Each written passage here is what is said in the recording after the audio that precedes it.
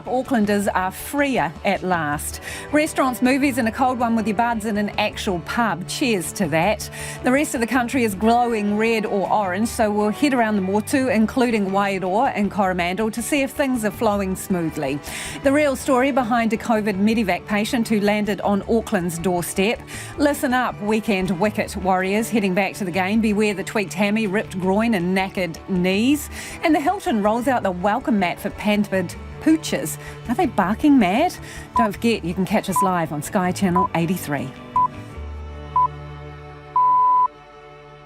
Kia ora, it's 5 o'clock. I'm Marama Tipole. The number of new daily community cases of COVID-19 has dipped below three figures for the first time in more than 5 weeks. The last time the daily total was below 100 was on October the 28th, when 89 cases were recorded. Here's political reporter Annika Smith. Today's tally of 92 is well down on yesterday's 146. 80 of them are in Auckland and the others are in Waikato, Northland, Lakes, Taranaki and Nelson Marlborough. Taranaki now has 5 active cases of COVID-19, one linked to Devon Intermediate School in New Plymouth, which has since been closed. The number of people in hospital with the virus is 79, 9 of whom are in ICU or high dependency units. Waitemata and Canterbury have become the third and fourth district health board areas to reach full COVID vaccination of 90% of their eligible populations. They joined the Auckland and Capital and Coast DHBs in hitting the mark. The counties Manukau, Hutt Valley and Southern boards are only several percentage points away from it. Tairāwhiti has the lowest vaccination rate. 77% of its eligible population have had both doses. The clinical director of Wellington Hospital's ICU says it will take years to properly train the staff needed for more intensive care beds. $100 million has been earmarked to upgrade buildings and equipment, and another $544 million for operating costs, including staffing. Alex Sarides welcomes the funding, but says the government's timeframes don't take into account the length of training required for more staff. ICU nurses generally take somewhere between 3 to 5 years to train from scratch, and certainly for senior ICU doctors it's about 7 to 9 years in a rigid training program for both.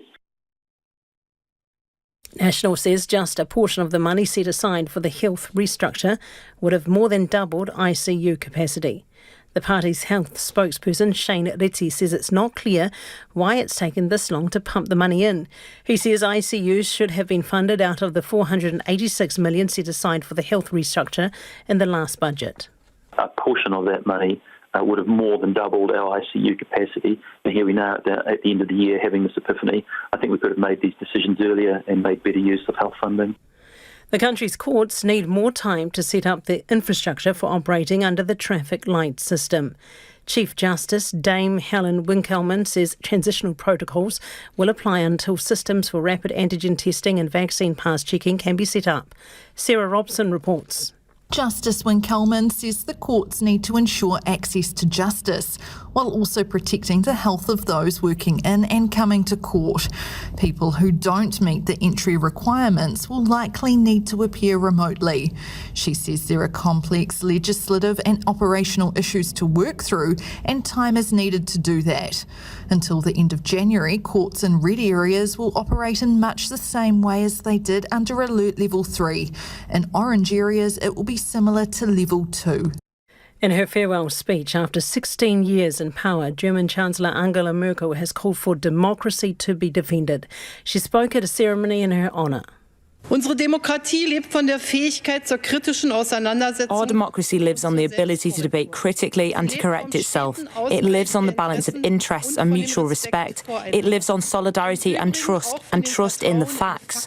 And from the fact that wherever scientific knowledge is denied, wherever conspiracy theories and incitement to hatred are widespread, contradiction must be expressed. Angela Merkel will be succeeded as Chancellor by Olaf Scholz next week. It's 4 minutes past 5. The start of the second cricket test between New Zealand and India in Mumbai has been delayed because of a wet outfield. The umpires will inspect the ground shortly. The Black Caps will confirm they're playing 11 at the toss. The inexperience of the Wellington Phoenix women's team could be an advantage when they play the Western Sydney Wanderers in their first A-League game in Wollongong tonight. Coach Gemma Lewis says her young squad will need to control their nerves, but she's banking on the naivety to ensure they'll hold nothing back.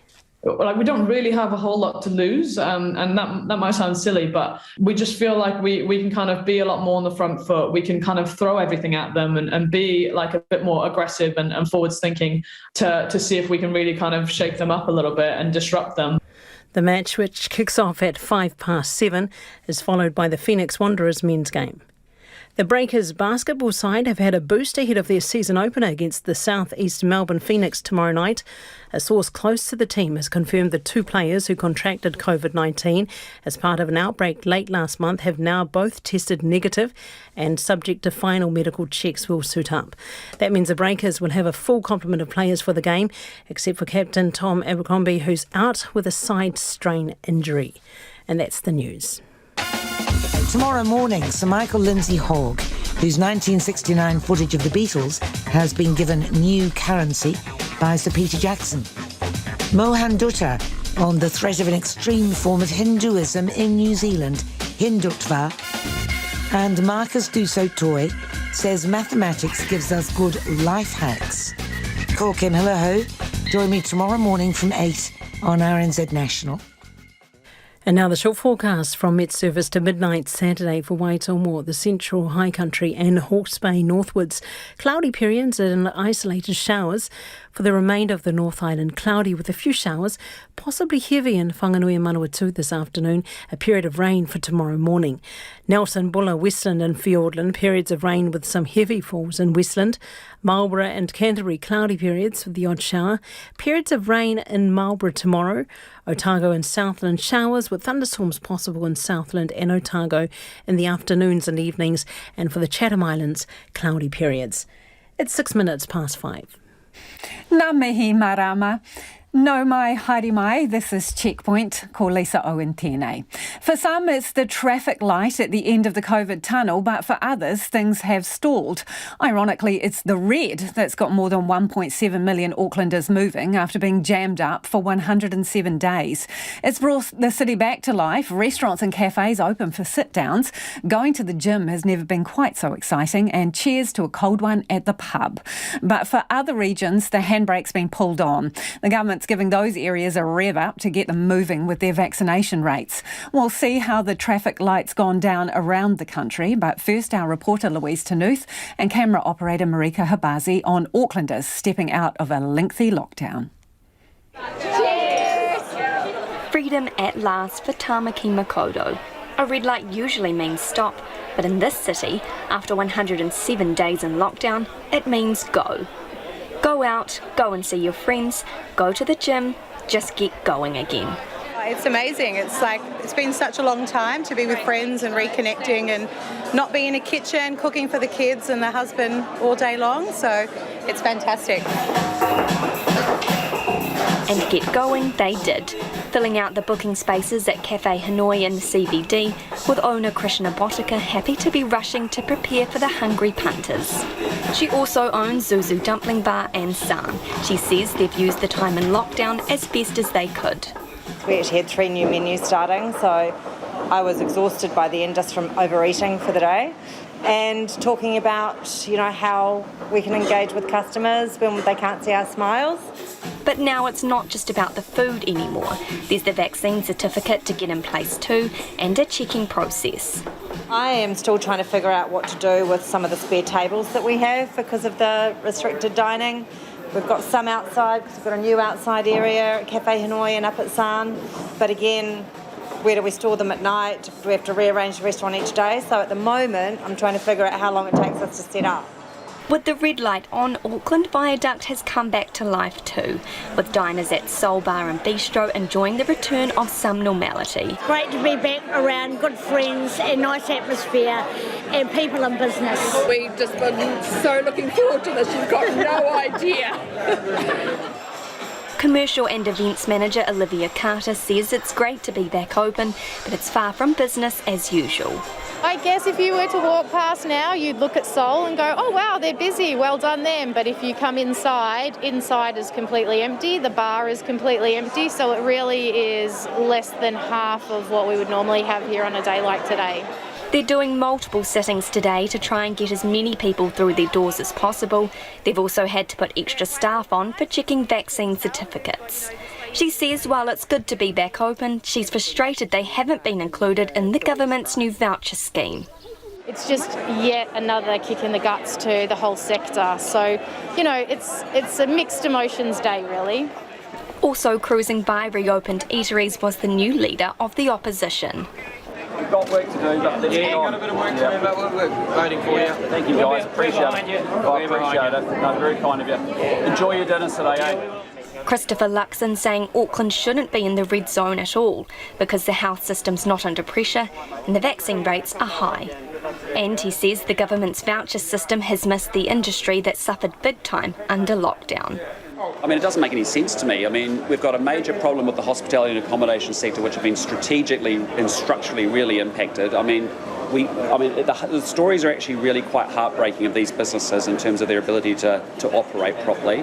And what the government does is tell us about that in a couple of weeks' time. They'll have some ideas about how you can go to the zoo. The red zone also means people can enter a cafe and sit down.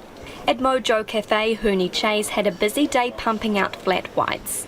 We are getting busier than before. Lots of people want to have a sit down and grab a coffee in an actual cup, which is great, rather than having a takeaway cup. He says although they've got loyal customers, the CBD's still really quiet, with many still working from home. Still a lot of people working at home, and then it's nearly Christmas and New Year. A lot of people going for holiday. We are expecting to be a little quiet this year, and then we're hoping to get busier from next year. But for those who did venture out, it was worth the wait. We feel great, actually. Yeah, it's nice to be out. We usually come here every morning, but we don't get to sit down. So just been up to actually have table service, and it's lovely, but definitely a whole different world. Just having to scan in, masks everywhere. It's definitely a different world. While the night is young in Auckland, and with 107 days of pent-up partying in the system, many are hitting the city's bars and restaurants. Louise Tanuth joins us now from Greyland. So Louise, where exactly are you? Hi Lisa, well I'm here at Pocket Bar in Greyland. Now as you said, it's been over 100 days since they've been back in business. Now I'm joined here by the owner John. John, tell me, how does it feel to be back in business? Yeah, it's been awesome. We're weather's been amazing today, and we've been receiving some great support from our locals, and everyone's been really excited. The last 2 weeks our email's been going crazy with everyone. Can't wait to come back and support us, and it's vice versa, we've missed them as well. So yeah. And tell me, first day of red alert, there's a lot of restrictions there to juggle. How has it gone for you? Yeah, I mean, it's been a mixed bag. You can view it as half full or half empty.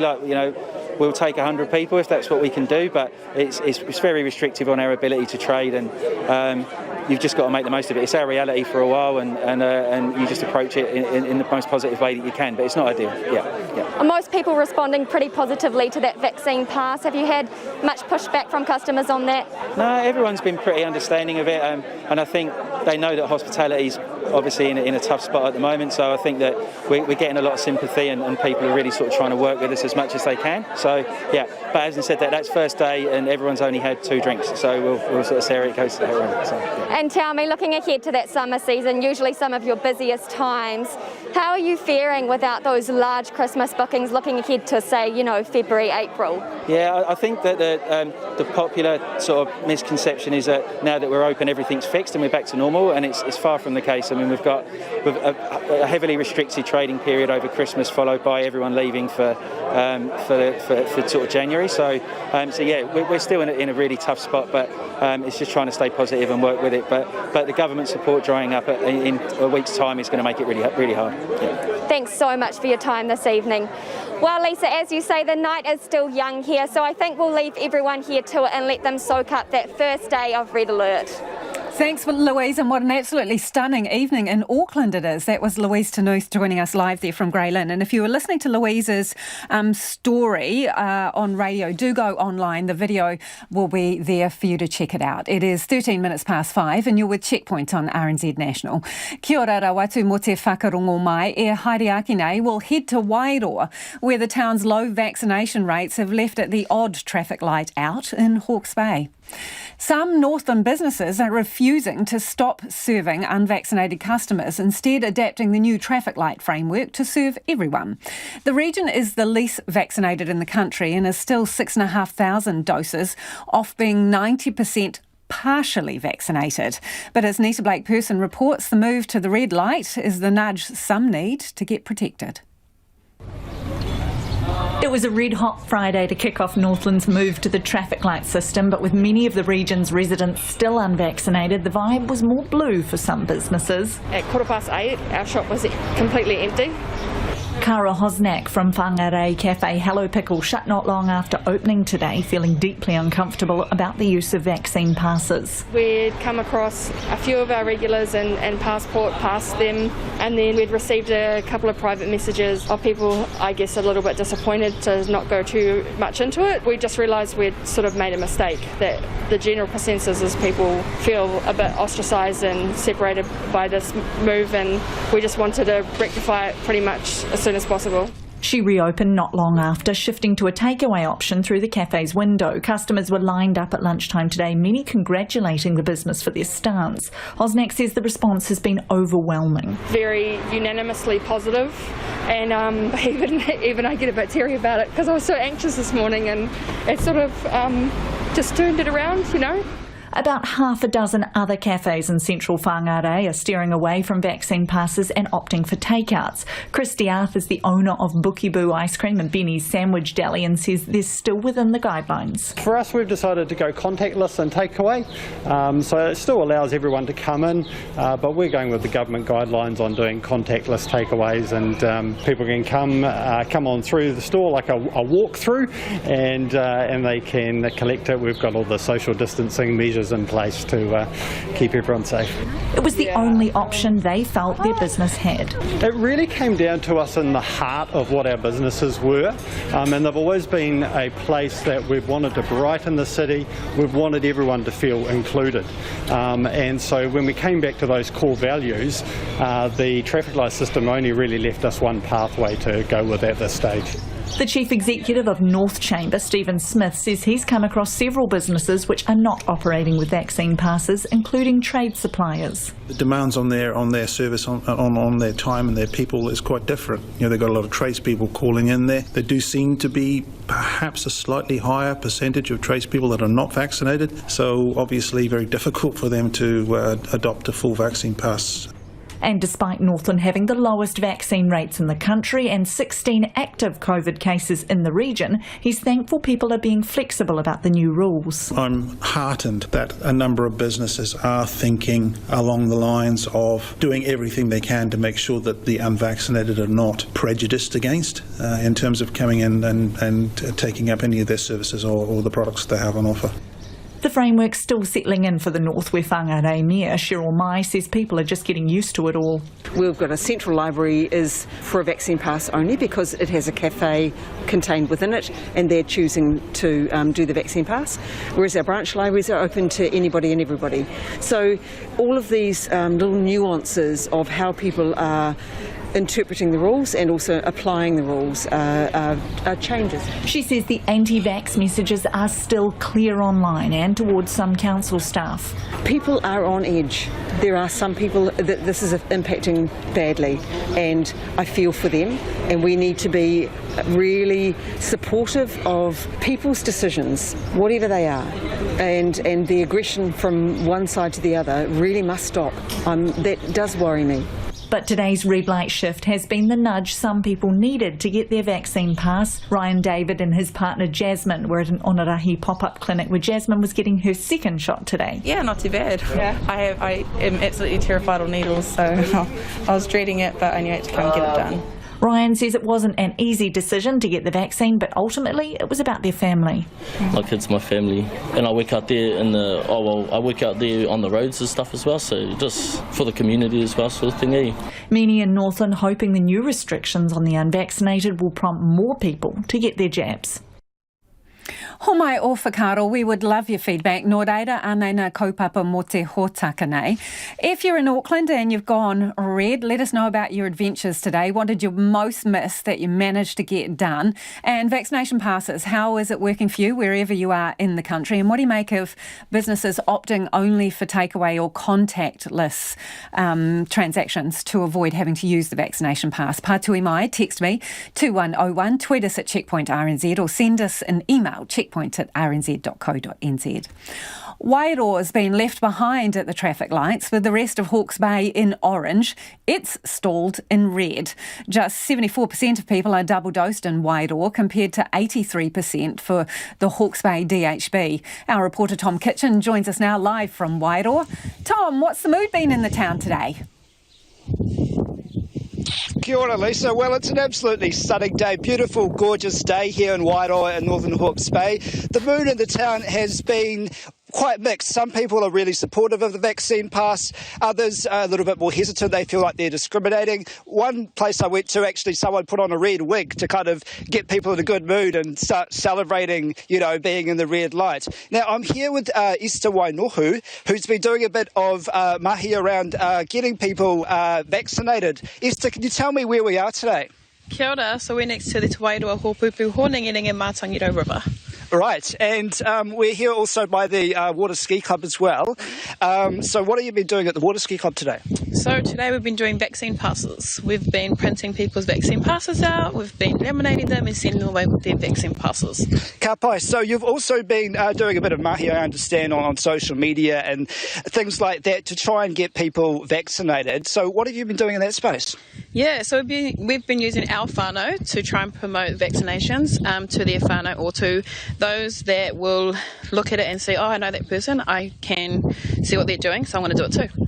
Yep, and can you tell me, how are people reacting to the vaccine passes, the people that you've been working with? They've been really grateful, they were really thankful. A lot of them have been elderly, so we've been able to, set up emails for them and print them out for them, and they've been really thankful for us for doing it. Good bye. Hey, thank you very much, Esther. Appreciate your time. Back to you in the studio, Lisa. Thanks so much, Tom. That is Tom Kitchen joining us live there from Wairoa. It is 22 minutes past 5. Kia mau tonu mai. Stay with us. You're listening to Checkpoint on RNZ National. COVID-19 has popped up again on the Coromandel Peninsula with a case in Whittaker. Meanwhile, the District Council is grappling with how to operate safely at the orange light under a mayor who has refused the Pfizer vaccine. I'm joined by Thames Coromandel Councillor Gary Gottlieb. Gary, to start off with, can you fill us in on this new case? What can you tell us about it? Well, we just received an email setting out that the person was double vaccinated and was not considered a risk and was self-isolating at home, just showing the benefits if you are vaccinated. Yeah, well, that's good news. All right, on a different topic, the council's position on vaccinated and unvaccinated people. What are you doing around facilities, council facilities? What's the position? Well, we've had something that came out yesterday, which is recommending that we have people who are vaccinated not to come into the council building. They've got a whole series of things, but particularly in regard to elected representatives, they, if they're not vaccinated, they will attend meetings by way of Zoom or some other form of video link. So, Gary, you have to be fully vaccinated, 2 jabs, to enter council premises for a meeting then? Well, that's going to happen supposedly by next Friday. But, of course, we have a council meeting this coming Tuesday, and I understand the mayor is coming to that meeting. So what is have councillors declared their vaccination status? Yeah, everyone else, all the councillors are vaccinated, and all the councillors have passed a resolution unanimously that we supported the government's measures and the health department's measures to vaccinate. And the mayor said nothing about that, was silent and was presumed to accept that. But unfortunately, about a week and a half later, she attended an anti-vax meeting, which I found out about, and She got up on the stage and received a great round of applause, and she initially denied it, but then in the end she accepted she was there, but her wonderful right to be able to get out and do that. Now, the thing that disappoints me most, she is the only mayor in the country that's not supporting that vaccination, and that is nothing short of disgraceful. So, Gary, is it your understanding that the Mayor Sandra Gowdy remains unvaccinated? Absolutely. So, why is it that the mandate to enter the council buildings is coming in on Friday rather than in time for your meeting next Tuesday? Well, I make no comment. I have some ideas, but it's very disappointing indeed that that's the case. And what kind of difficulties is that presenting then? How do you and other councillors feel about attending the meeting? Well, I know some aren't attending, but of course there's some important business to happen. One would hope the Mayor would attend in a different way by Zoom. You see, one of the things I've discovered as a first-term councillor, reluctant might I say, but someone got sick and I stood, was that you probably see with national politics, if you're not liked, you get rolled. But if you happen to be a mayor and the local government, you can't be got rid of. And you could probably think of a few names that people shouldn't be removed anymore. But the short answer is, even with the mayor having no confidence in councillors, we can't get rid of her. And she knows that, so she sits tight. And unfortunately, that's the way the system operates, and it shouldn't be that way. Gary, your phone line's just slightly a bit dicky and crackly, but I do want to ask you, do you think that the Mayor can do her job adequately from afar? If she can't enter council buildings because she's not double vaccinated, is she able to still do her job? Well, I don't think she's doing it in the first place. But yes, even from further afield, no. But she won't resign. She's made it quite clear. I will not resign. And she said this to many people. She won't say it to me because she won't talk to me. But that's all right. I'm quite happy with that. Appreciate you joining us this evening. That's Gary Gottlieb, who's a Thames Coromandel District Councillor there. Let's head to the South Island now, where some of Queenstown's migrant community have been left out in the cold by the traffic light switch on. Only New Zealand or Australian ID is accepted to apply for the vaccine pass, making it hard for double-jabbed people without those documents. Our reporter Timothy Brown and cameraman Nathan McKinnon have the story. The orange light is on and the traffic light system is now in effect. The difference between stop and go is vaccination. Queenstown Lakes is among the most vaccinated places in the country, with more than 95% of the district double dosed. But not all residents have been able to enjoy the freedoms vaccination brings. Stefano Fioretto has called Queenstown home for 2 years now and got vaccinated in the resort town. But unfortunately for him, the government isn't recognising his Italian passport on the My COVID Record website. I was going to volunteer for the Crownwork Series Summer in Queenstown, and I couldn't do it because I didn't have my passport.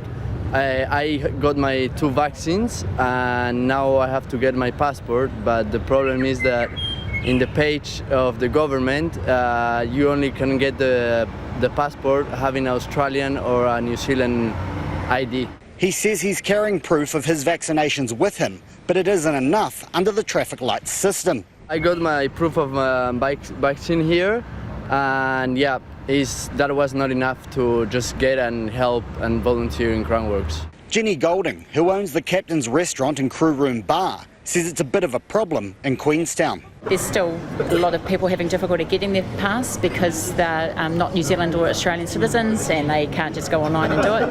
So that's been a real bugbear for my staff and customers, really. And that, along with some who have chosen not to get vaccinated, meant they lost a few customers when the rules came into effect at midnight. I told the staff to start doing it about 11:30, so almost like a last drinks.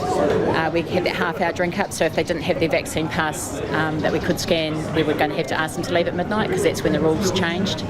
And we did lose a few. Maybe almost half the customers chose to leave at midnight because they didn't have it. iFly Queenstown owner Matt Wong has had some nerves about moving into the COVID-19 protection framework. He says all his staff are vaccinated and have been told to treat those that aren't with empathy, but he's worried confrontations may still occur. For us, it is a New Zealand government legislation, and it's a mandate from them. It's certainly not our prerogative to turn away customers, but we are going to be forced to have to do that. So our frontline staff are going to bear the brunt of some of those confrontations. Mr Wong is really looking forward to the return of Aucklanders in a fortnight. That's the silver lining, isn't it? Is getting Auckland back. For us, Auckland represented 50 to 60% of our domestic market. And, for the last 12 weeks or so, we've been waiting for them to come back again. So that is a relief, especially going into the school holidays, the Christmas school holidays. That's where we make most of our revenue, and it's been pretty lean up until then. Nearby at the Kiwi BirdLife Park, vaccine passes are also needed to get in. Assistant Park Manager Jochen Walters says it was an easy decision to make. Most people they know what to expect. But we do that already. We put out on our social media that this was going to be the case today. We had a few negative comments of people, and it's just whatever decision you make, it's going to be contentious. So it is what it is, I guess. But not everyone is playing ball. One hospitality business that is displaying vaccine pass signage told Checkpoint that the requirements are too onerous and they'll take people at their word. A small number of other businesses appeared to be taking a hands-off approach to enforcing the regulations. But the vast majority of hospitality businesses are on board, and elsewhere around the South Island, businesses and members of the public are saying the system is a success and simple to use. Yeah, scanning everyone. Rather scan than just visually see it, just because anyone can falsify that. So rather do that, and then we also got the name as well, so we can treat our customers like a friend. Yeah, straightforward, quite easy to use. Even me as a technophobe, I was even able to do it myself. Yeah, so I've got the vaccine pass, used it this morning to go into a cafe, and it was pretty straightforward. It's gone very easily. The key thing is having this sign here on the counter, the My Vaccine Pass, and people see it, not a problem, they get out their phone. It's early days, but those in the south are generally pleased with the traffic light system. All they want now is to be given the green light. And that was Timothy Brown.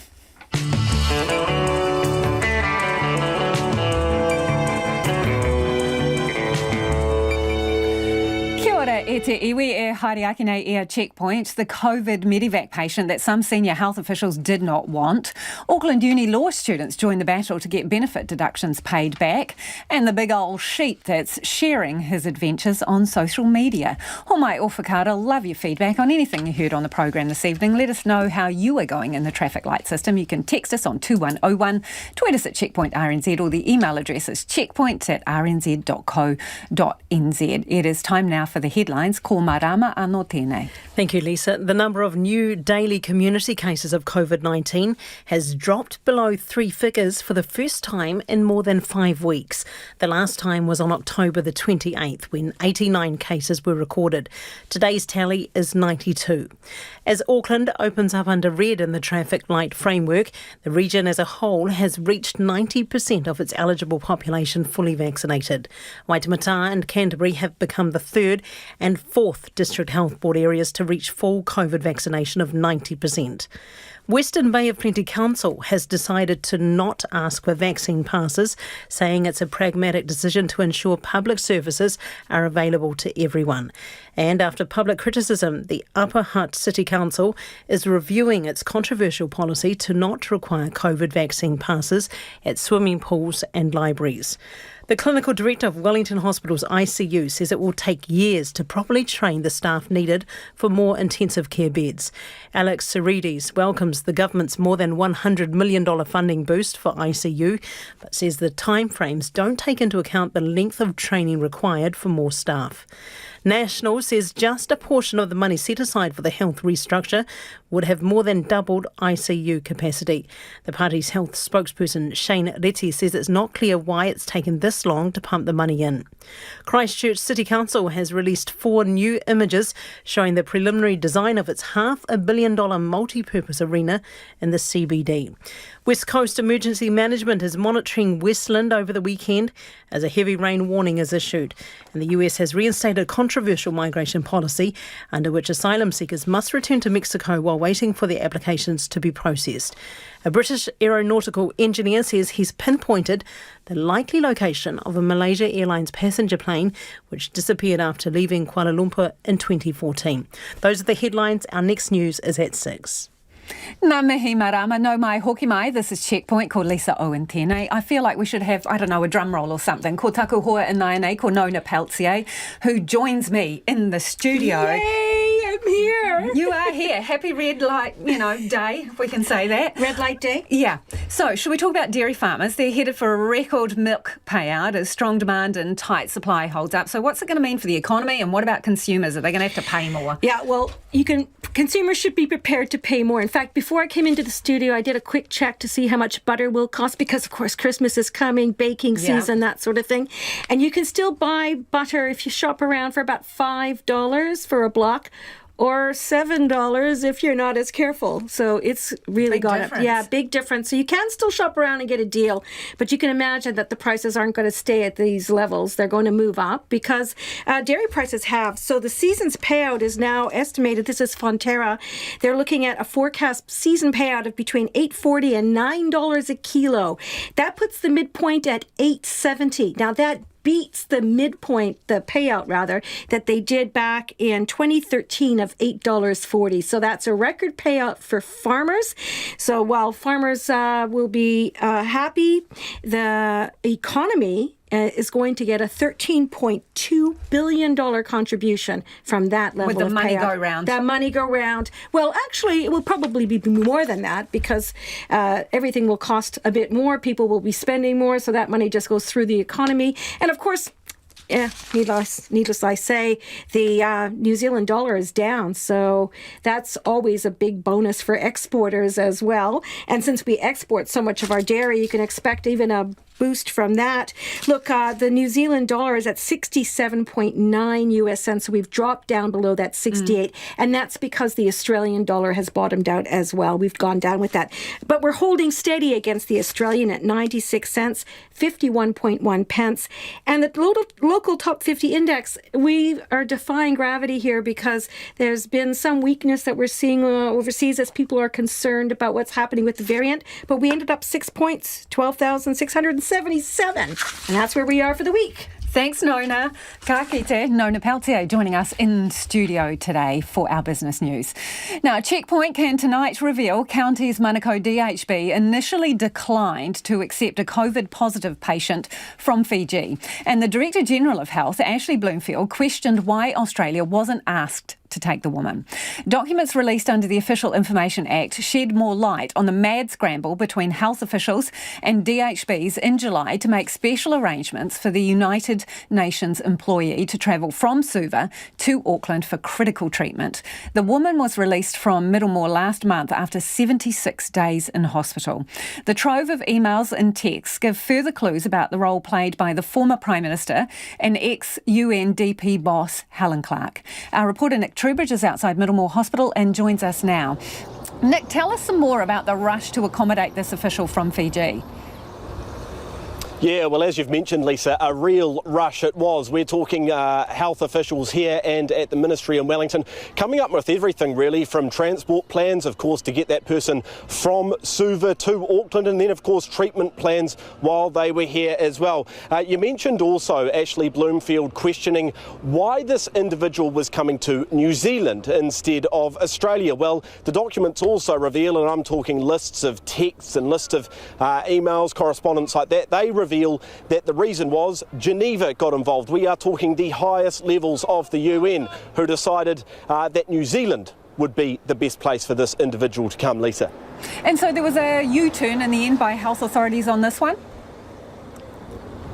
Absolutely, and that U-turn has been reported. As we've reported on Checkpoint already, the U-turn came, or the initial decline, I should say, of this patient came because of capacity reasons. But what we know is that U-turn was made after the Ministry of Health became involved. There's one email in particular in this trove of documents that shows ministry officials contacting officials here at Middlemore and asking a lot of questions really around whether they had exhausted all reasons reasons that they have to go through to decline an individual, Lisa. The other thing they pointed out in that email was that New Zealand must treat UN officials like they would any other officials. So whether that official's from New Zealand or not, all UN officials must be treated the same. So Middlemore were questioned quite thoroughly, really, by the Ministry of Health about that as well. And what about Helen Clark's involvement in all of this?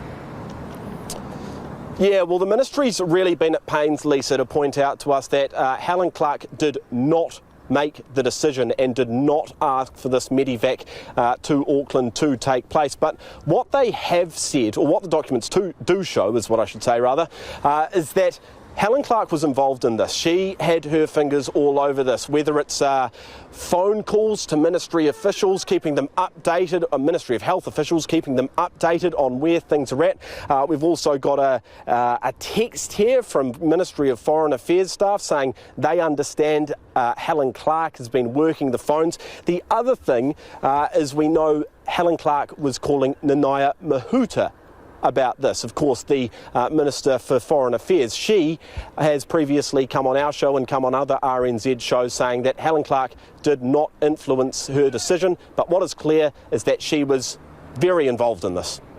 So has the county's Manukau DHB had anything to say about this today?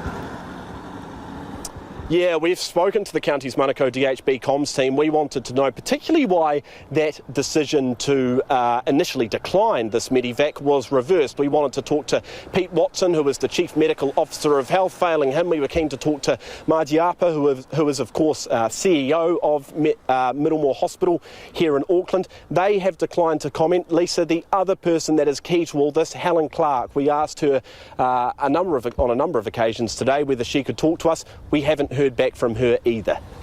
Well, COVID is expensive when it comes to treatment, so who paid?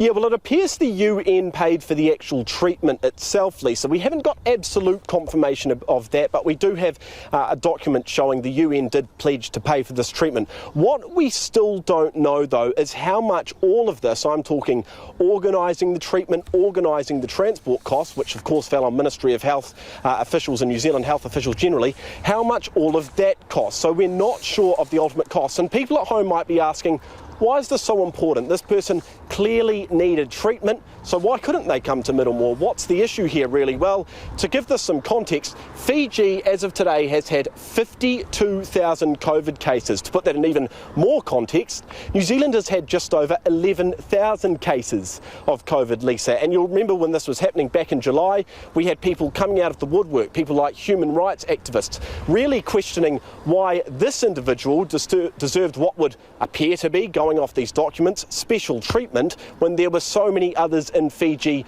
who needed the same but weren't getting it. Thanks, Nick. Nick Trubridge joining us live from Middlemore Hospital. Auckland University law students have joined the fight to get MSD to refund women who've had their benefits docked for not naming a child's father. Under the so-called Section 70 sanction, many women receiving a benefit had up to $28 a week deducted.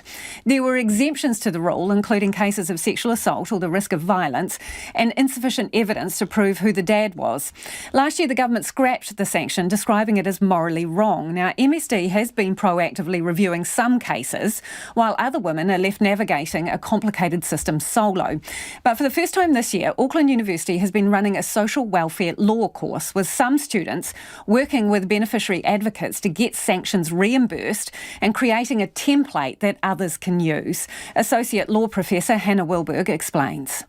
They're helping to write submissions, which are then used, which are sent to MSD and ultimately, if it goes that far, to the Benefit Review Committee. What are the wider implications of the work that the students are doing? Are you hoping that it can be used by multiple people, that it may have some kind of universal application? Yeah, so this collaboration with these advocates is good for the advocates and it's good for us, I think. So these advocates are people who for years have been helping beneficiaries make sure that they get their entitlements. A lot of them are volunteers and others work for trusts. or community organisations, and so they're very experienced, but they're not lawyers. And so we're learning a lot from them, and I guess they may also benefit from the students' skill in writing letter submissions. Each of the advocates that we're working with on these sanction cases have other cases about the same sanction, and many have tons of these cases. And so, I think the submissions that my students write, they will probably draw on and use bits of those for other cases as well. And there's a broader thing as well that while there are quite a lot of advocates out there, there's a real shortage of representation and advice for beneficiaries. That's why I'm running this course. How complicated is the law around benefits? Hugely complicated. It's a monster. It's not surprising, and you're dealing with lots and lots and lots of different individual circumstances that all have to be accommodated.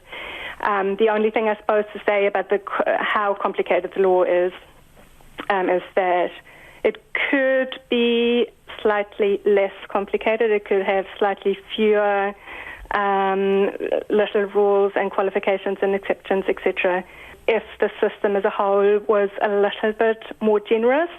So the way that it works at the moment is that the main benefit, the basic benefit, is not enough for anyone to live on. And then in addition, you have accommodation supplement, you have temporary additional support, you have all sorts of additional things that people can claim that are necessary for them to make ends meet. No beneficiary can live just on their main benefit.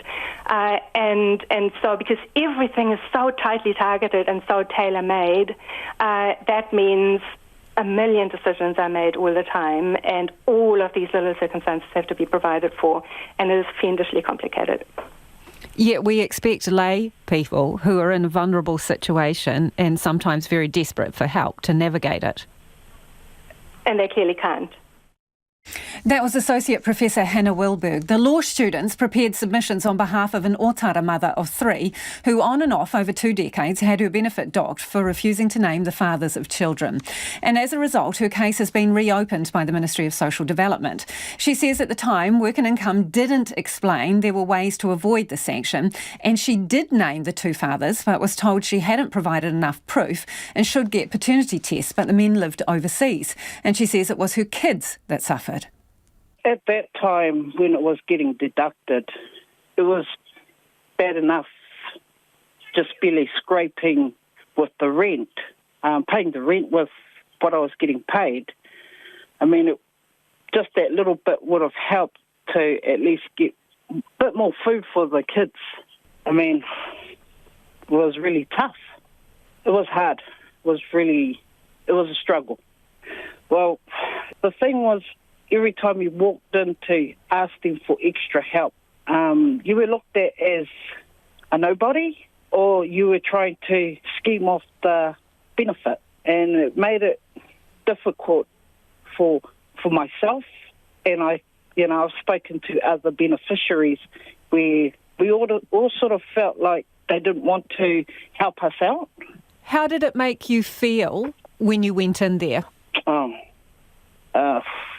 Really small. Half the time I didn't want to. What did they tell you about how you could avoid getting this money taken out of your benefit? Did they explain to you how you could get an exemption and what your options were? There was no talk about an exemption, but I had told them with my situation that the fathers weren't in New Zealand, and I was told to fill out, it was a form that they gave and it names the father, so I had filled that out, but when the letters come back, it had stated that there wasn't sufficient information. So they went ahead and took the money? Yeah, so they deducted it. So you were happy to tell them the names of the fathers, the difficulty was they wanted some kind of proof, and the men did not want to be named as fathers. Yes, yeah. That's basically what it was. Is it difficult to try and navigate the system on your own? Oh, it's really difficult because I wouldn't know where to start. MSD says this was not one of the cases that was proactively reviewed, but it has now had a legal opinion, and it says, quote, it's on track to be finalised. It says it's faced unprecedented demand for services due to COVID, but it currently has 4 staff reviewing sanction cases, which are complex and time-consuming. 8,700 have been completed, and there are 2,565 cases to go, with 30 in progress, and arrears payments have averaged just over $2,700. It is 13 minutes to 6. I'm Lisa Owen, and you're with Checkpoint on RNZ National. And Muriaki in Pita Kōrero. After the news at 6, it's finally game on this season for 2 Kiwi sports teams forced to relocate to Oz due to COVID. The COVID outbreak in Nelson seems to have given people the nudge they needed to get their first vaccination. There are 14 cases of the virus in the region, made up of 2 separate clusters with no obvious source of infection. Samantha G has more. The orange light is on in Nelson, but under a shadow of a COVID outbreak. Bonnie Etherington has just returned to Nelson from the United States, where she saw several surges of the virus. She says the region is now experiencing what the rest of the world has been dealing with for the last 2 years. Obviously, you're always afraid that you've got it whenever you have any kind of symptom, but I've had multiple friends with it, multiple friends losing uncles, brothers, grandmothers, sisters.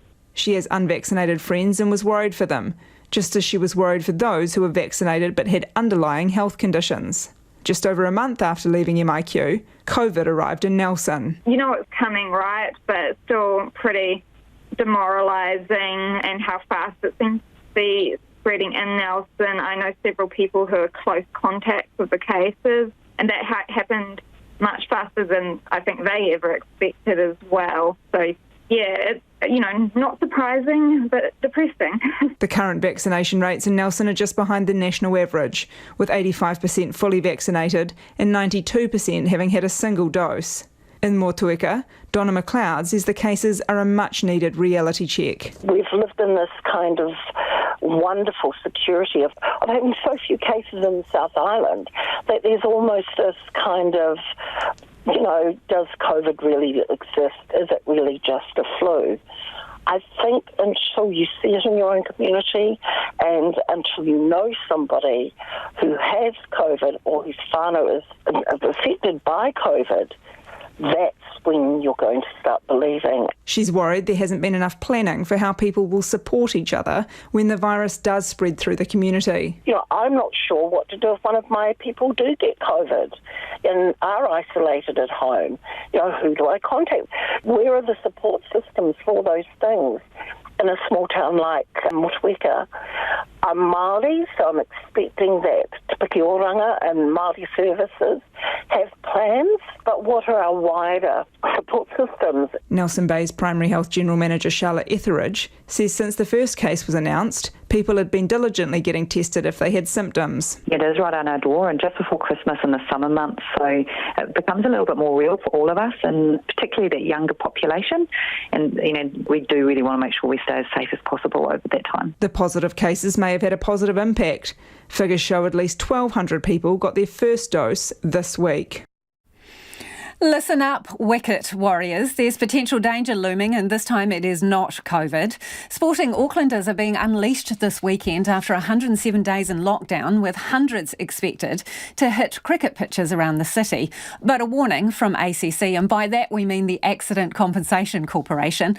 All that time benched could mean you're a bit creaky and a sitter for pinging something. G'day, Crease Lightning. It's your left knee here. Now that the cricket season's almost upon us, I thought I'd have a word about me old niggle. The truth is, I've never really been a hundy, and after weeks of inactivity, well, I'm actually feeling pretty dusty. I know nothing excites you more than steaming in with the new cherry, cartwheeling middle stump, sending the batsman off with a witty taunt out the side of your mouth. But for the first game back, take it easy, would you? Maybe bowl off a few paces instead. Or squeeze in a light net session and some lunges during the week, then see how we're holding up, eh? Well, joining me now is ACC's injury prevention boss, James Whittaker. James, 3+ months on the couch eating chips and watching paid TV. It could be carnage out there tomorrow in Auckland. Yeah, it could be. It could be. We just really hope people warm up first before they, get stuck into things. It has been a while, eh? So you're targeting cricket. What's the deal? Is this a high injury sport? It's one of many sports that can create injuries. There's around 9,000 cricket-related injuries per year. Around 80% of them are soft tissue injuries. But there's around 440,000 sports-related claims every year, which is heaps, Yeah, 9,000 for cricket seems a lot. And when you say soft tissue injuries, give me some examples. What are we talking about here? Strains, the most common ones that are pretty serious are hamstring strains, lower back pain, side strains, like tearing your ab, shoulder pain and sprained ankles. Those sorts of things. James, that's lucky enough if you're lucky enough to have an abdominal to rip. Hey, these all seem to be things that you could actually avoid. You can. Yeah. You can actually reduce the risk of all of those injuries from occurring if you warm up properly, strengthen your core or develop one if you don't have one, and improve your flexibility and just take the time to make sure you're using the right technique. But the same kind of thing applies to any activity. Not everybody plays cricket. A lot of your listeners would have been, missing out on lots of things they love. So if they take the time to assess the risk before they get stuck in, they can have a great summer and keep doing the things they love too. James, do you know what the riskiest summer sport is in terms of ACC injuries and claims? Not off the top of my head, actually. I don't have that in front of me. No, but I just know... Actually, some that flare up in summer, every summer. Tramping, boating related, surfing actually, and swimming at beaches and cycling. Those are like kind of the top 5 really. Yeah, I can see why surfing might prove to be a bit of a hazard, and sometimes around Christmas you get the odd Christmas tree injury as well, I do believe. Yeah, especially if you don't use like a proper step ladder and you're trying to get that star on the top, that can be a bit dodgy, If you lean over too much and then horrible things happen. So cricket tomorrow, Auckland, it is kind of the first time that these club players are going to be out there after 107 days of lockdown. We'll let you make your pitch. What do they need to do, especially if they haven't picked up a bat or a ball for that entire time? What is the deal? Your advice? Yeah, well, we've released these ads because we don't want preventable injuries to happen for anyone. 90% of any of the injuries that could happen on the sports field or the cricket pitch are avoidable. So most people who have a passion know the best way to do that activity, and it's about taking the time to take a step back, go over the basics, assess the risk, you know what they are, and then get stuck in. Don't just get overexcited and throw yourself at it like at full steam, Step back a bit. Not everyone can be Kyle Jamieson. Yeah. Hey, thanks for your time, James. That's James Whittaker, who's ACC's injury prevention boss. So be careful out there tomorrow. A Canterbury sheep called Bert has done something many social media influencers can only aspire to and become a TikTok heavyweight. Whether it's a video of Bert sitting on the couch, getting into the neighbour's rose garden, or running amok with the farm dogs, everything Bert's hooves touch turns to gold. Here's our rural reporter, Maya Burry. Bert, a 2-year-old Romney, lives on a farm on the Banks Peninsula, where owner Naomi Abraham started posting funny videos of him during lockdown last year. But as Naomi explains, Bert wasn't always destined for the world of social media fame. My partner Tom works on the farm we live on, and he brought him to me one day because he had lost his mum, and all the other lambs had already left the farm. And there was this little newborn just floating around with no home to go to. So I ended up raising him myself. And he started doing really funny, quirky wee things and acting like a dog. So we ended up keeping him and, it became what is Bert. A recent video of Bert has amassed more than 27 million views on the social media platform TikTok.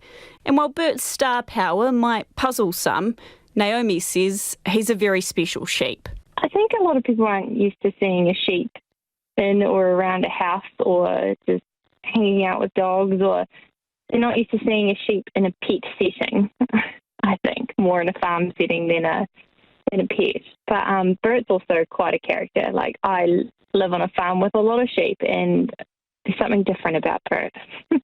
But it hasn't all been smooth sailing for Bert. When drought hit the Banks Peninsula last year, he had to be moved to a paddock further away from the house. Naomi Abraham says while it was for the best, it did put a temporary pause on Bert's social media antics. He hung around the house most of the time and lived near us, but because of the drought, there was no food for him. So we had to move him away a little bit so that he could eat. But now that it started raining again, we brought Bert closer to the house again. So I just started re-engaging with his followers again, and his most recent video just went crazy.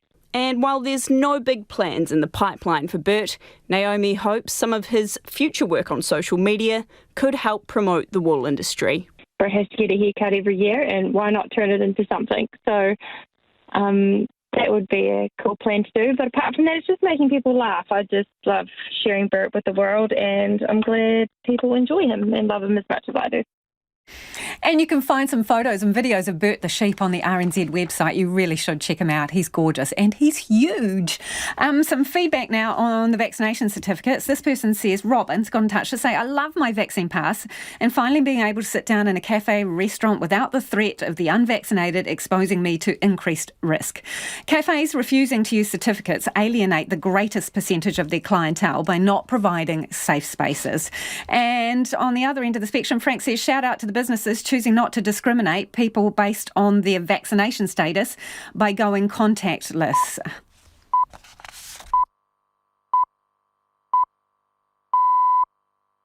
RNZ News at 6 o'clock. Talofa lava, I'm Marama Tipole. A Thames Coromandel councillor says Mayor Sandra Gowdie's attitude on COVID and vaccination has been nothing short of disgraceful. Gary Gottlieb told Checkpoint Ms Gowdie attended an anti-vax gathering recently and he believes she remains unvaccinated. A mandate is coming into force barring unvaccinated people from entering council buildings. Mr Gottlieb says he did not believe the Mayor can do her job properly from afar, but says she has made it clear she will not resign. The thing that disappoints me most, she is the only mayor in the country that's not supporting that vaccination, and that is nothing short of disgraceful. Gary Gottlieb says it's a quirk of local government that it's not possible to get rid of a mayor, even if councillors have no confidence in them. Canterbury has become the fourth district health board to reach 90% of its eligible population fully vaccinated against COVID. It joins the Auckland, Capital and Coast and Waitemata DHBs in hitting the mark. Spokesperson Kim Sinclair Morris says it's the result of hard work by vaccination teams, GPs, pharmacies and Māori and Pasifika health providers. But she says there's still work to do, such as in the Christchurch suburb of Aranui, where second doses stand at just 69%. It is taking a little bit more time to reach that 90% first dose mark, but we're really confident we'll get there. We've been working very closely with providers and community leaders in that area to increase the vaccination rates. Kim Sinclair Morris says drop-in clinics will keep operating in Canterbury right through Christmas. Health authorities in Hutt Valley are hoping the vaccine pass system will be the spur some people need to get vaccinated. There are huge variations in vaccination rates between suburbs in the area, with some well over 90%, while others languish in the low 70s. The head of Te Awa Kairangi Health Network, Bridget Allen, says the traffic light system will persuade more people. That ability to go to some of their favourite places, to be able to go to a cafe, to be able to meet with family and friends, to be able to go to events like all the big summer festivals and things, those things will encourage a number of people to come along and get vaccinated, and we'll be delighted to see them. Get vaccinated is the message a kaupapa Māori disability provider is sharing to support vaccine take-up among the disabled Māori community. The campaign will come out as a series of videos and messages shared in Te Reo Māori Sign Language and English. Te Aotearoa Rollison reports. Te Rōpū Taurima has launched the campaign called Wto Mō Tō Whānau on the International Day of Persons with Disabilities. Its mana whakahaere Tania Thomas says the aim is to encourage disabled Māori and their whānau to get vaccinated. There have been concerns that disabled people have been neglected when it comes to receiving the right information, and Ms Thomas says every avenue needs to be tried to make information more accessible. Nearly 70 countries, including New Zealand, have reached a deal with the World Trade Organization to make it easier to trade services around the world. It's the first WTO agreement on services in a quarter of a century. The agreement, whose signatories also include the US, China, the European Union and Britain, is designed to cut red tape. Play is yet to get underway on the first day of the second cricket test between New Zealand and India in Mumbai because of a wet outfield. And that's the news. Some DHBs might have 30, other DHBs, the nurses and intensive cares are telling me that they're not seeing any surge training happening. Some areas are definitely underprepared. We're behind the eight ball here. If we get a sudden spike, we're in trouble. I am assured that we will manage and we will cope. Politics in depth. Join us for Focus on Politics, online and on-air Friday after Checkpoint and after the 5 o'clock news on Saturday on RNZ National. And now the short forecast from Met Service to midnight Saturday, Waitomō, the Central High Country and Hawke's Bay northwards. Cloudy periods and isolated showers. For the remainder of the North Island, cloudy with a few showers, possibly heavy in Whanganui and Manawatu, a period of rain tomorrow morning. Nelson, Bulla, Westland and Fiordland, periods of rain with some heavy falls in Westland. Marlborough and Canterbury, cloudy periods and the odd shower, periods of rain in Marlborough tomorrow. Otago and Southland, showers with thunderstorms possible in Southland and Otago. And for the Chatham Islands, cloudy periods. It's coming up to 5 minutes past 6. Nā mihi marama, no mai hoki mai. This is Checkpoint, ko Lisa Owen tēnei. The great traffic light switch on has happened, with the nation now lit up in orange and red. Despite having no active cases of COVID in the community, Whanganui has found itself in the red zone due to low vaccination rates. Our Taranaki Whanganui reporter Robin Martin has been in the city today. That's Chantal Bannister, busy scanning vaccine passes at the Honest Kitchen on Ridgeway Street. This is the new normal. It's like you would hope you weren't in a rush to come in because, you've got to do all the scanning and got to go get a whole new process of, who's serving, who's doing the scanning, who's doing the... had to say no to a few people, which is a bit sad, but the new normal. Ms Bannister says there's been a few uncomfortable moments. Well, I feel like everyone kind of knew it was coming and they knew it was expected, so I feel like we're going to have a few upset people, but... Yeah. So what's the reaction been like from those people who... We've had a few, you're discriminating against the non-vaccinated, you're doing this, your business should close, all this kind of stuff. That must be hard? Yeah. It's very frustrating for us because it's not our choice. Wendy Larson reckons the process was seamless. I've got my vaccine pass, which I printed off and laminated, and I've just shown that to Shani here at Honest Kitchen. Easy process. I've just been to the City Fitness, so theirs is preloaded. But Donna Harold feels sorry for businesses. I was talking to a woman from a lovely retail shop who's an older woman. She's got a lovely business. She doesn't want to be in the position of standing at the doorway telling somebody that you can't come in, especially if they're going to have a strong opinion about whether or not they're vaccinated or whether or not she's got the right to ask them if they're vaccinated, which is a whole other story. Down at Taupo Quay, Phil Polero, the general manager of the iconic Waimarie paddle steamer, has also had to make adjustments for the traffic light system. We've been expecting to be in the red phase, so we've reduced our numbers on the vessel, and we will be expecting all of our passengers over 12 years of age to be fully vaccinated, and we'll be scanning them in when they receive their boarding passes.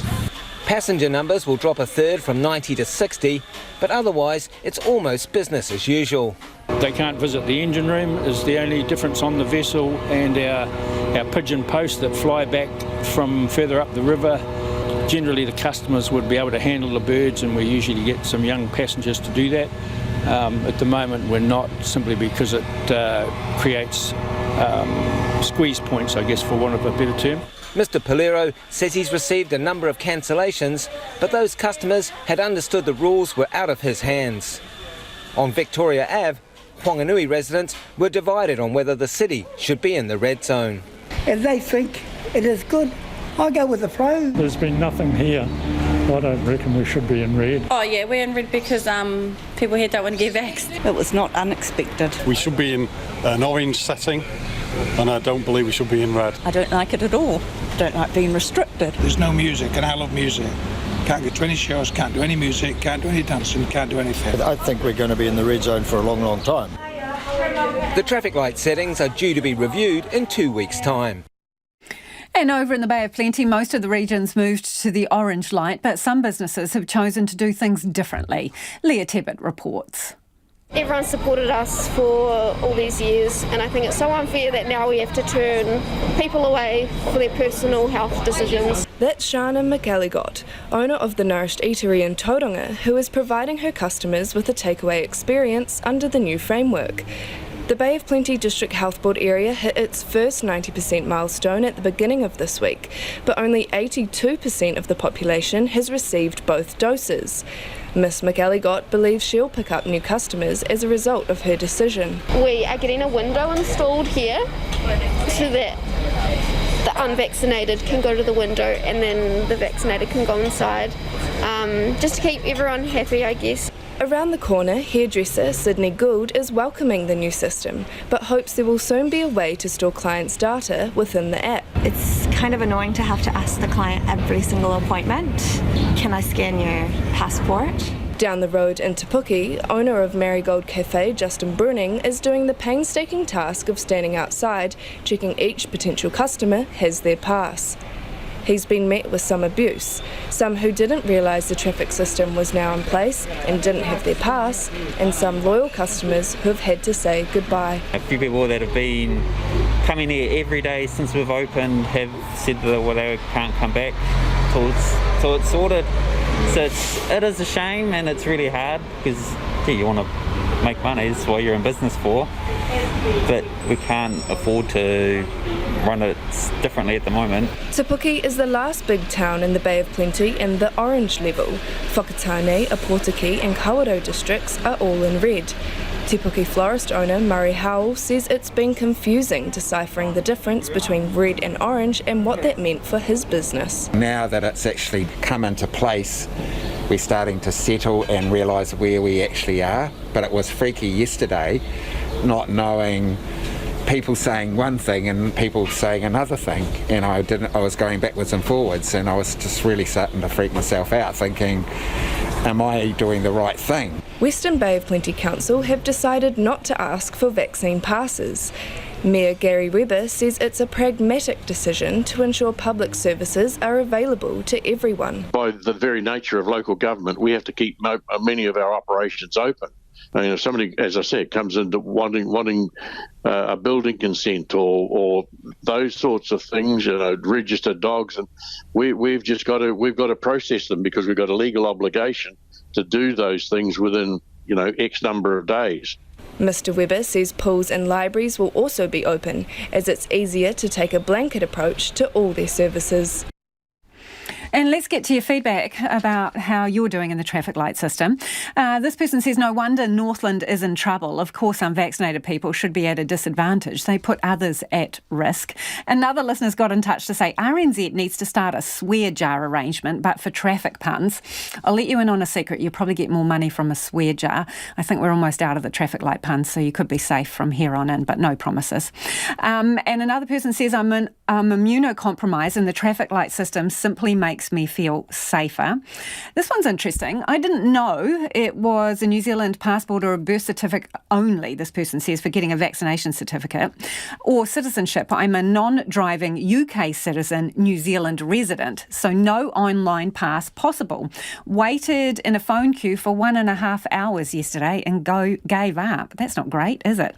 And a security guard's been in touch to say that they've spent the day checking vaccine passes. Overwhelming majority of customers were fine with the rules. I had to help several elderly people with their passes due to technical illiteracy. Also had to explain to a few people how to get their vaccine passes, either from online or at a nearby pharmacy. Disappointing to hear that some people are not enforcing vaccine passes. At the end of the day, vaccination is a choice. If you choose not to get vaccinated, then you are endangering others and the health system, and you shouldn't be able to access non-essential businesses. And this one says, thank you so much to those who were a bit scared of needles, who aren't quite sure about getting vaccinated but have done it anyway. You are protecting our littlest tamariki, and I am so grateful to you. Thank you all for your feedback. It is 13 minutes past 6 and you're with Checkpoint on RNZ National. The government's sudden boost in hospital funding to prepare for COVID cases is being called overly ambitious and too late. The government plans to pump $644 million into ICU capacity and operational costs. But health experts and opposition parties say while the money is welcome, it is going to take time to build capacity and train staff. Here's political reporter Charlie Drever. New Zealand currently has one of the lowest ICU bed per capita in the OECD. Health Minister Andrew Little says the health system has coped remarkably well with the recent outbreak, but things could soon change. With the traffic light system, COVID is going to move around the country. We need to know that we've got doing everything we can to maximise ICU capacity. Cabinet has earmarked $100 million from the COVID-19 Response and Recovery Fund to accelerate ICU projects, and another $544 million for operational funding such as staffing. $98 million will be spent in Whittaker, Waitemata, Bay of Plenty and Canterbury. The boost will add 38 inpatient beds, 20 intensive care and 6 high dependency beds and 2 negative pressure rooms. Of the projects announced, Little says 3 would be available in the next 6 months. The others are a couple of years away. Waitakere Hospital will be getting $65 million and its first ICU, much to the delight of Waitemata DHB Deputy CEO Dr Andrew Brandt. Out west is actually a very large population of 240,000 people, and it's a big, fast-growing area of Auckland. And this really gives extra capacity, great extra capacity for Waitakere hospitals. But ACT's David Seymour says the funding boost is far too late. This just isn't good enough. We can't afford to keep responding to a pandemic in such a delayed fashion. Wellington Hospital ICU Clinical Director Alex Sirides agrees the extra funding is overdue. It's better late than never, so we are all very grateful for it coming our way. The time frame is certainly short, within 6 months, to try and open up a large number of beds.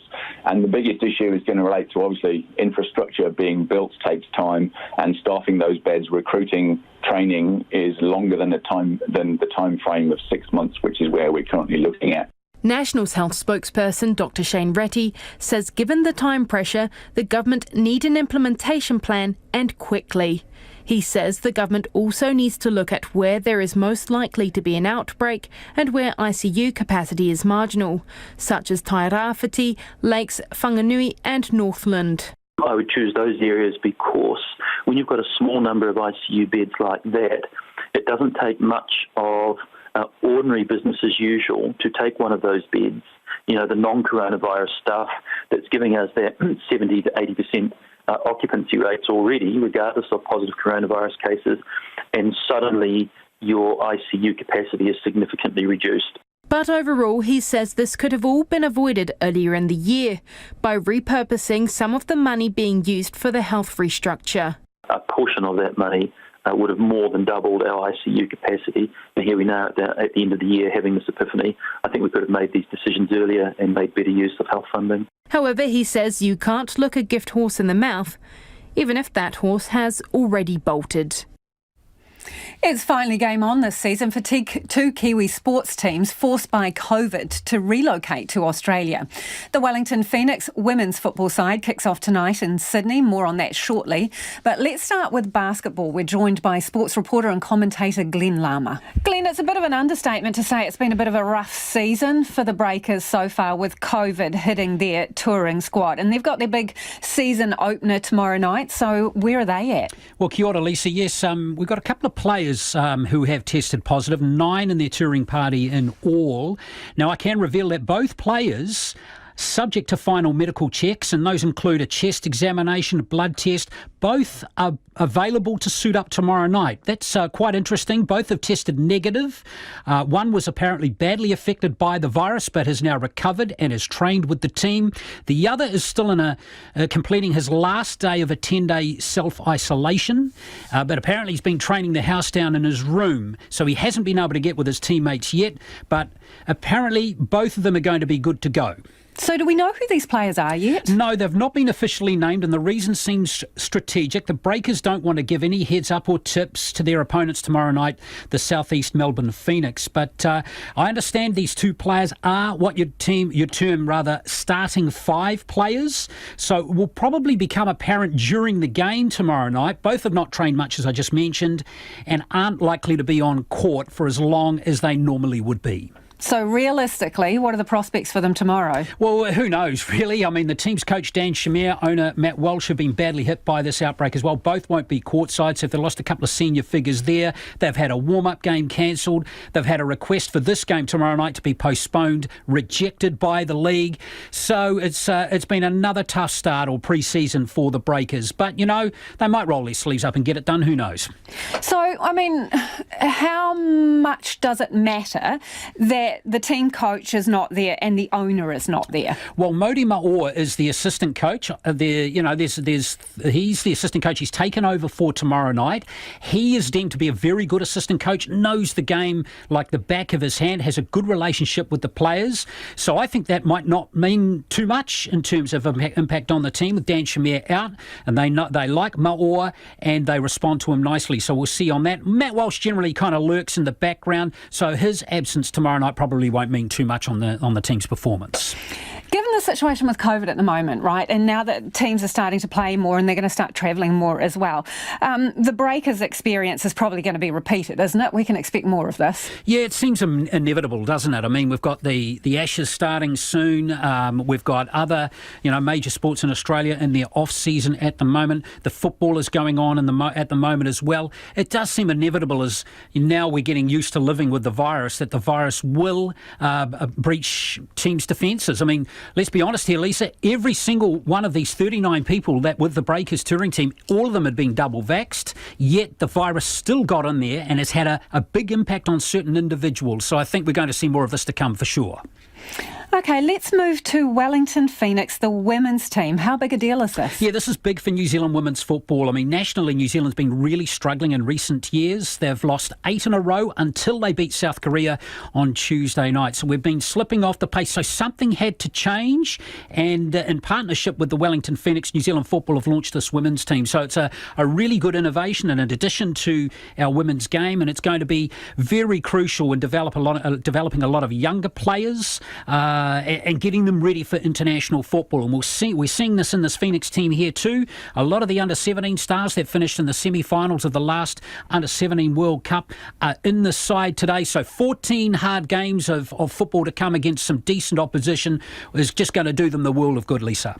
So how competitive is it going to be, and who are they up against first off? Well, they're playing the Western Sydney Wanderers, and that one kicks off at 7 o'clock tonight, so it's going to be really interesting to see how they go. But really, it all points to being quite a tough debut season for them. Not a lot of established New Zealand women's football players in this side, a lot of youngsters. So the coach, Gemma Lewis, she's going to have to be right on her game here. A lot of the players, of course, have come out of a COVID-affected winter in New Zealand, haven't played probably to the high quality that they would have. And these Australian teams are good, Lisa. So it's not going to be easy, but the signs are encouraging for them. They're there. They got a new sponsorship deal, which was announced yesterday. So I think it's all the best to them.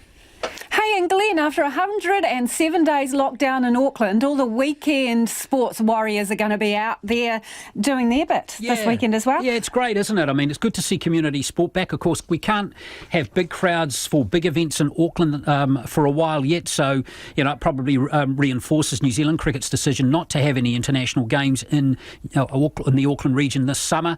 But good to have community sport back. I mean, at the end of the day, you've got to start somewhere, don't you? Yeah, and warm up. Thanks, Glenn. Yeah, warm up. You heard it here. Now, you would have also heard the expression work like a dog, so why not holiday like a human? The Hotel Hilton, Lake Taupo, is throwing out the welcome mat for pampered pooches. It's the first local establishment in the international chain to offer in-room accommodation for your fur baby. Hotel manager Tracy Poole came up with the plan and she joins us now. Hi, Tracy.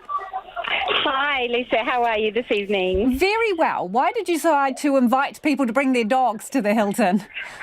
Look, it's been a long time in the making. We've had a lot of inquiries in the past, and we, as a brand Hilton, decided globally post-pandemic to introduce fur babies into the Hilton Hotels network, and it was an opportunity that we just couldn't resist, given the type of property that Hilton Lake Taupo is.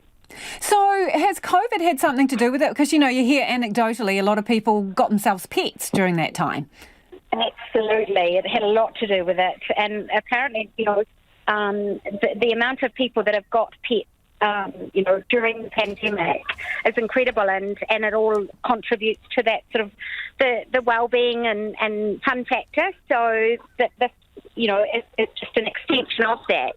How much do you have to pay for your puppy if you bring it to a room? And are there special rooms so that, I don't come in afterwards and have a room that smells of dog? Correct, yeah. So we've allocated a few specific room types and categories for it.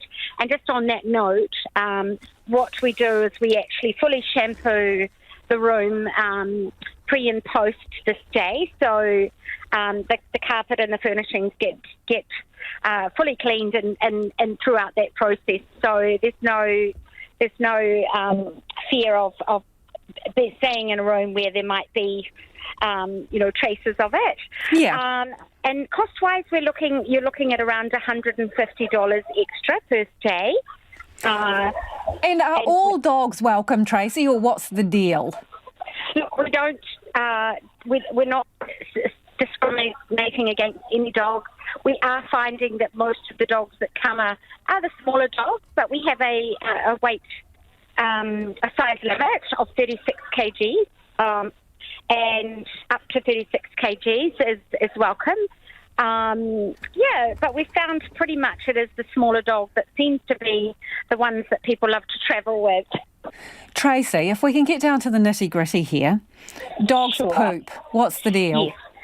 So, of course, we have an area. So when people check in, we've actually got a flyer which has got all the information on it. It's got a map on the flyer which shows you where the dog can be taken for walks and for their tutus. We provide puppy poop bags and amenities for them in the room. And we also have, we do frequent ground checks at the time, but we're not having any issues. So far, so good. We've got a lot of guests have been very well behaved, including their fur babies. Hey, so have you had any incidents at all related to dog guests? No incidents at this stage. And how have people reacted, other guests and staff, to having dogs on site? So, for staff-wise, a lot of the staff have embraced it. They're really enjoying when the little dogs come into the hotel, because most of them are very cute. And so staff-wise, they know and understand the full process. And we've also got in the fly, we've got little areas in the Taupo region where they can go, dog-friendly cafes, different walks in the region, etc. So the staff are all schooled up on that and brief the guests when they come in. Tracy, while I've been talking to you, someone has just messaged in to say, what about fleas? So as I mentioned, we have a process when they check out. We have a special carpet cleaning and furniture cleaning company comes in. And that's for fleas as well, Tracy? That's not just sort of your standard carpet clean? That does a full shampoo, which has got everything in it, which helps to remove anything unfriendly or unsightly. Fantastic. Hey, really appreciate your time this evening. That's Tracy Poole, who's the Hilton Lake Taupō manager there. You can take your dog along for a stay at the Hilton, an extra $150 it'll cost you, but there you have it. Santa Claus is causing trouble in the latest advert released by the British supermarket chain Tesco. He's shown holding up a COVID pass at border control to prove he's been vaccinated. It's prompted 5,000 complaints about the ad encouraging discrimination against the unvaccinated. Now, the British advertising regulator has given the Christmas campaign the all clear. The BBC's Victoria Bourne takes up the story. This year, nothing's stopping me. The advert is the second most complained about ever in the UK. It shows the supermarket's customers determined to enjoy Christmas with their family and friends after last year's COVID-related restrictions. However, it was this spoofed news report in one scene that prompted thousands of complaints. Breaking news. Santa could be quarantined.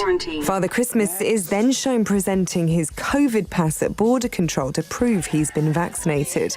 The advert sparked a fierce debate on social media, with some people threatening to boycott the supermarket. Tesco insisted it respected everyone's views. In a statement, it said it wanted to create a campaign which took a light-hearted view of how the nation is feeling.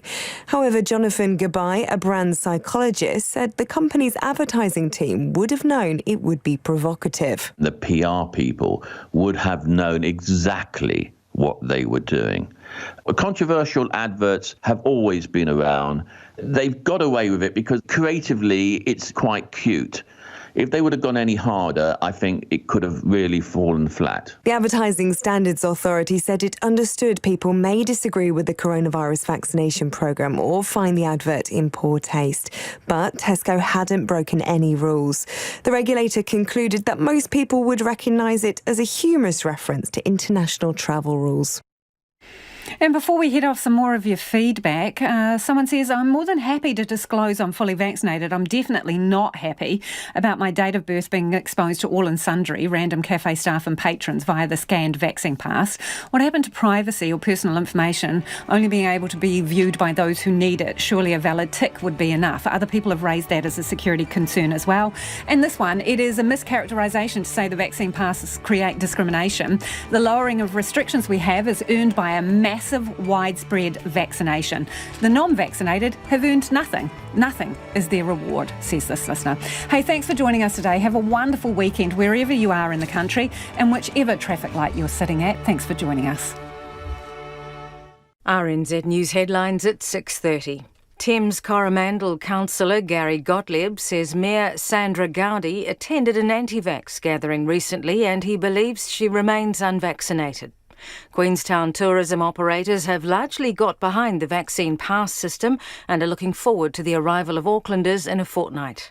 Nearly 70 countries, including New Zealand, have reached a deal with the World Trade Organization to make it easier to trade services around the world. Those are the headlines. Our next news and weather is at 7. Take the pulse of the day's news every weeknight at 10. Evie Toombs was effectively